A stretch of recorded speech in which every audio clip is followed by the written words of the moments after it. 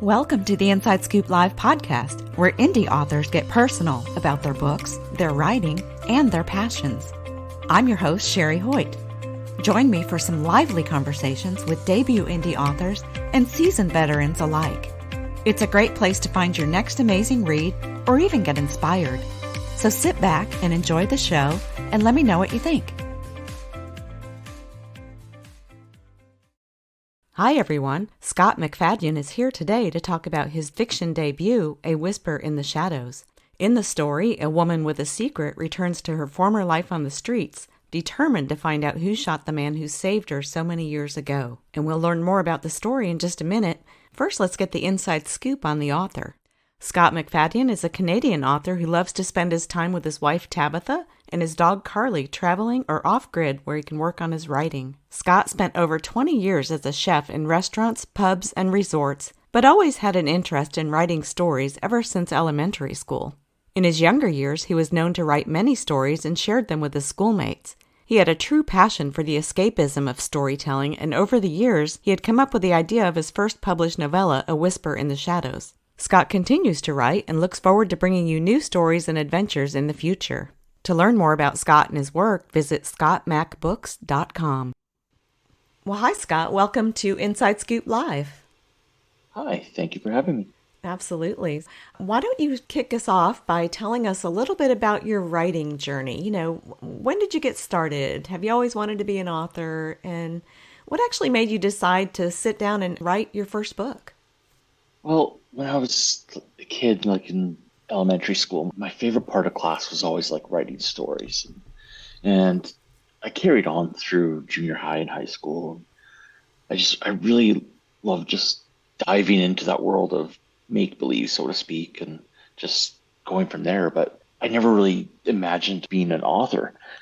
For me, it was more of cooking. I became a chef and went through that whole gamut of working in kitchens and whatnot. And eventually I left kitchens and, then COVID came around and kind of put us all in our little cubby holes at home. And during that time, that's when I started to think more about going back to writing. Yeah, that's kind of where this came about.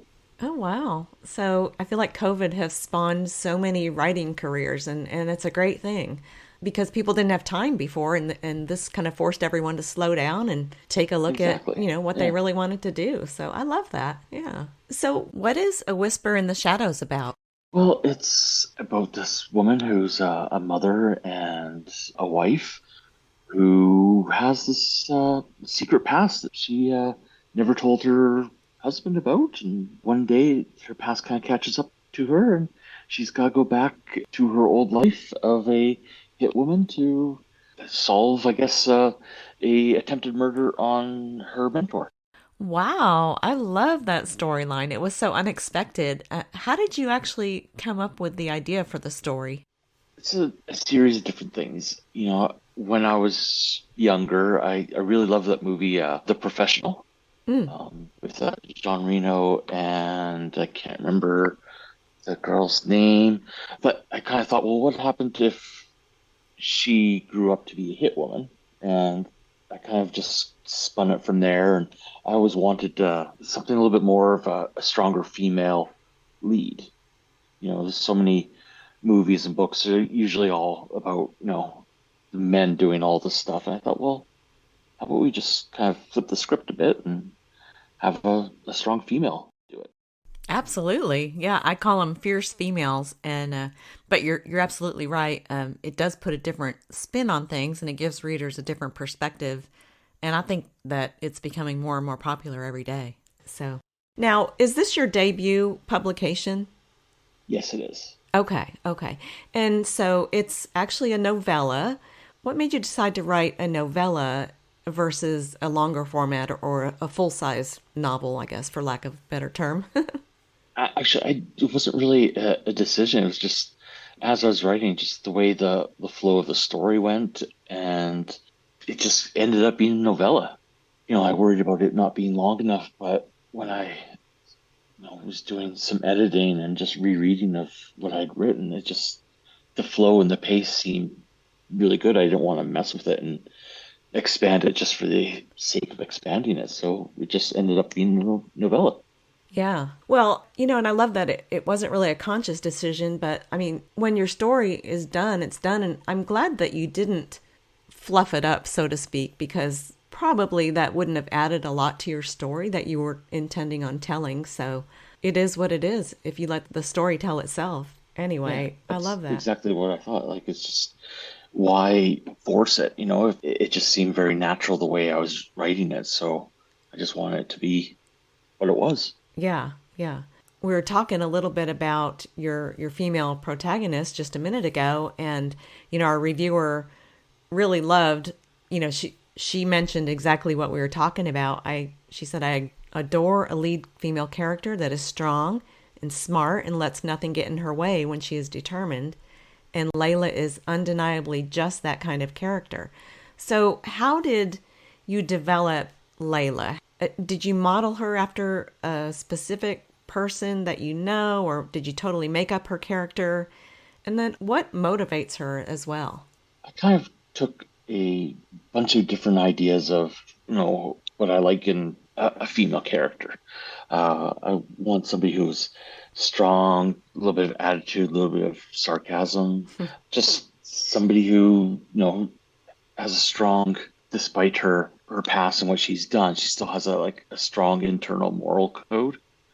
And I wanted her to work on that because in the story it goes into her past, and I won't spoil too much of it. But she grew up in the foster system. Her parents died when she was young, and she was abused in that foster system, and eventually she just went out onto the streets there, and she had developed a passion for wanting to help people. Mm-hmm. She wanted to go and feed people and just do what's right. She kind of knew what was right, and it's kind of how her story begins, is delving into that. Yeah. So, would it be giving too much away to tell us how she came to be a hit woman? Yeah, she it goes in a flashback in the book there, about halfway through the book, but she basically sneaks in the back door of a restaurant and tries to steal some food for feeding herself and her friends out on the streets. And she gets caught by this older Italian guy, and he confronts her and asks her what's going on, and she tells him, and they kind of start a friendship. And he's a nicer old guy, but he kind of gives her an opportunity to, make something of herself and Hmm. earn the food that she's stealing, and possibly in exchange for working with him, doing cleanup in the kitchens and whatnot. That in exchange he will, feed the homeless in the area once a week, and yeah, it builds into a friendship there, and eventually she finds out that he's a fixer for different people. He works with the mafia, and he has hit people that work with him, and yeah, Hmm. so she kind of gets drawn into that. Wow. That's so interesting what people will do when they need to, and, how it just kind of molds your character and who you become. Did you have a lot of research to do for your story? Well, I couldn't find any hitmen around this park where I live, so I no, I just let my imagination go mostly. The research that I had done was more just about weapons or cars and things like that. I didn't know too much about. The majority of the book is based out of Vancouver, BC, and of course I grew up in that area, so I kind of knew the streets pretty well and the area, so didn't really have too much research in this book. Yeah. Okay. Well, that's good. You kind of just let the story tell itself. Yeah. Yeah. So, what kind of writer are you? Did you plan things out like with an outline and then just kind of let it happen, or did you just totally let it happen from whatever came into your head? It was mainly just whatever came into my head. When I first started writing this, in reality, I first started writing this like 10 years ago, but I had the framework in my head, Hmm. but I didn't actually put anything to paper until COVID. But I had an idea of who I wanted as a protagonist, and the twist I have at the end I had in my mind already, so I kind of just built it from there. Okay, so you knew who your main character was going to be, you knew how it was going to end, and then you just let things happen to get to that point. I love Yes, that. exactly. Yeah. I love that. And that sounds really hard to me. So I think I'm kind of a planner. I would have to plan everything out. But the way you told the story is more natural. Hmm. And I have a lot of respect for people that can write that way. I can't. I will say at one point I had a little bit of a writer's block going on, and I was getting close to the end of the story, so I actually skipped towards the end and wrote the last two chapters. And then once I had that, to me, it opened up the creative juices so I could build that bridge from where I was stuck to where I had to get to the end. Yeah, I've actually heard that happening a lot. Like if you get stuck in one area, don't stay stuck. Move on to what's in your head and what you know that you want to write. And like you said, it just opened up your creativity once more so you could finish. Was there anything surprising that you learned while you were creating your book? Either something the character did or just anything about the writing and the process in general? For me, it would be just learning how to get through the stuck moments. Like I said, writing the end. There's times where I actually started writing new books, like just the first chapter, first few paragraphs of something new, and I just found that for me that helped get those juices flowing. And to me, that was the most surprising thing, just that I even had more stories in my head. Yeah. I think it's a good tactic because, when you do one thing for a long time, you get kind of, I don't know, That tunnel squirmy, vision. Yeah. So to step away and do something else for a minute can actually just jumpstart things. Definitely. So, what kind of reaction to your writing do you seek most from your reading audience? Like, what do you want them to take away from reading A Whisper in the Shadows? For me personally, it's, the last, we'll say, 4 years, 5 years have just been so crazy. I want somebody that reads my book just to be able to escape reality just for the time being while they read the book. Mm-hmm. I There's too much negativity in the world and too much other craziness, and I just want them to just get lost in the moment and feel free when they're reading. Yeah, yeah, absolutely. So, what kind of feedback have you had on your work so far? Yeah, I've gotten on Amazon. I've got lots of people that have just given me really good reviews and said they really like the surprises and my writing style. Through your website there, the read review, I've received, to me, just an absolutely incredible review of my book, which I definitely wasn't expecting. Hmm. And yeah, everyone seems to really like the story and the character and the few twists I put in there. And yeah, it's just been very, very positive. Oh, that's exciting. That kind of spurs you on to write more. Oh, definitely, definitely. Yeah. So, do you read a lot? And what do you like to read? And which authors have kind of inspired your own writing, if any? Oh, I feel real guilty saying this. I'm not really much of a reader.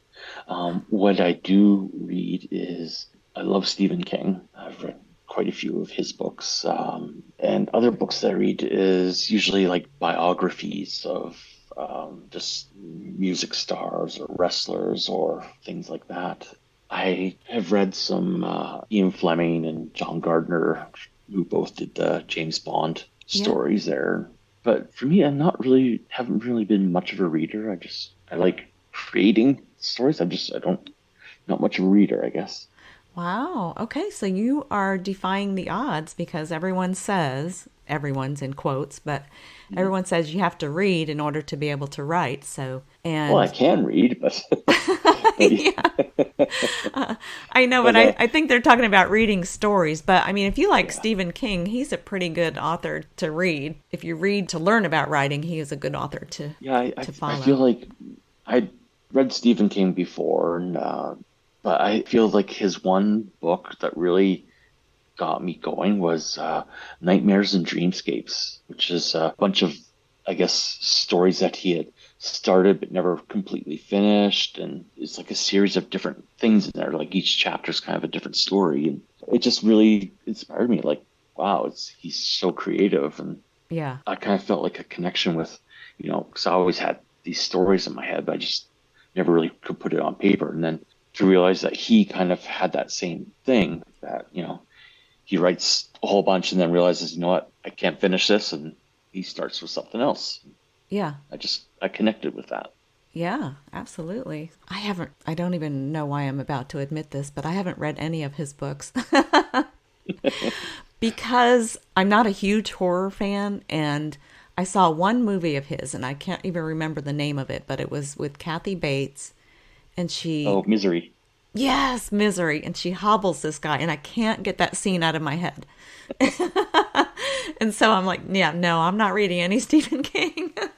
See, I think Stephen King, it's a misconception that his stuff is all horror, He's done so many wonderful things like The Green Mile, that I don't consider that a horror Oh, whatsoever. It's yeah, a yeah.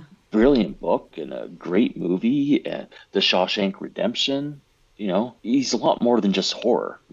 He's known as the master of horror, but he's got so many other stories in there. Yeah, that's true. Okay. Stand By Me, under his ghost name, Robert Bachman. He did Stand By Me. So Okay, well, that's fair. So I need to go back and revisit Stephen King. So. What was it like for you when you got a copy of your book and held your very first creation in your hands? oh, that was very surreal. It's just even then it was one thing to have my own copy of my own book, but it was seeing somebody else had bought a book of mine. I still don't even have the words. It's weird looking at the cover that I helped design and like just flipping through the pages and like I wrote all this and somebody's reading it. It's bizarre. That's the best I can say. Yeah, I imagine so. Yeah, it's just hard to fathom that the work that you put in is it's one thing to type on a screen or write on a piece of paper, but to actually hold, a bound book in your hands that you wrote, it's surreal. Now, do you have family and friends that support your writing? Yes, my family all support me 100%. My wife has just been totally supportive with everything to do with my book. Where I go to write, I have a cabin that's off grid, no electricity, no nothing. Wow. And I spent most of last summer working on my book up there. And she's supported me doing it 100%, just through this whole process. And yeah, it's been quite wonderful. That sounds like an amazing place to write. So, when are you holding your next writer's retreat and are we all invited? Um, I hope to go sometime this spring, and no one's invited. It's my secret little place, and I don't want to share it with anyone. Fair enough. Fair.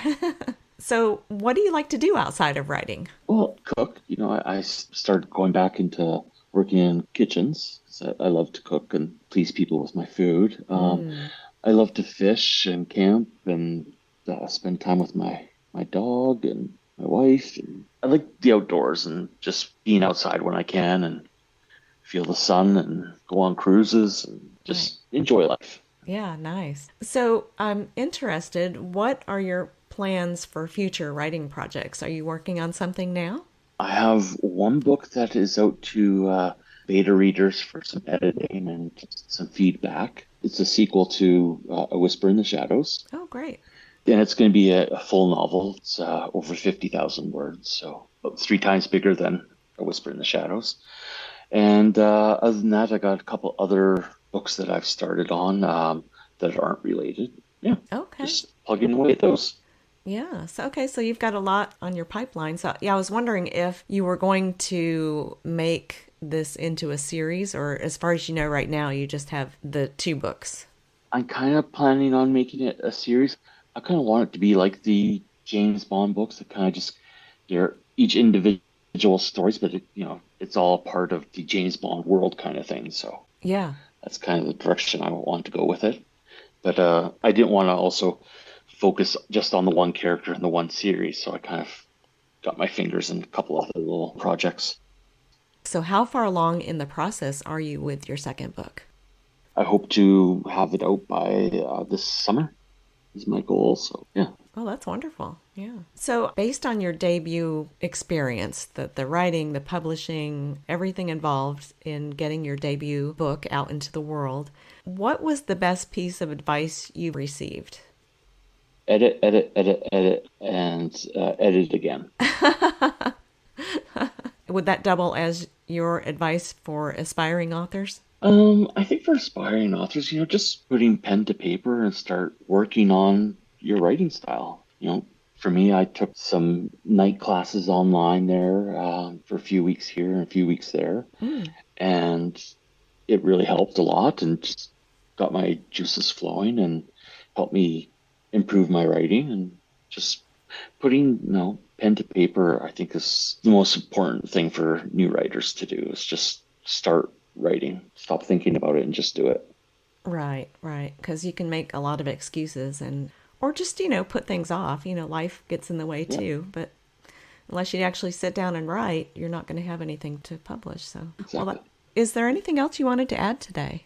Go and get my book. It's available everywhere through Amazon, Indigo, Barnes and Noble. Everywhere that you buy a book online, my book is there. Okay, great. Well, Scott, thank you so much for joining us today and sharing a little bit about yourself and your work. Well, thank you for having me. I really appreciate it.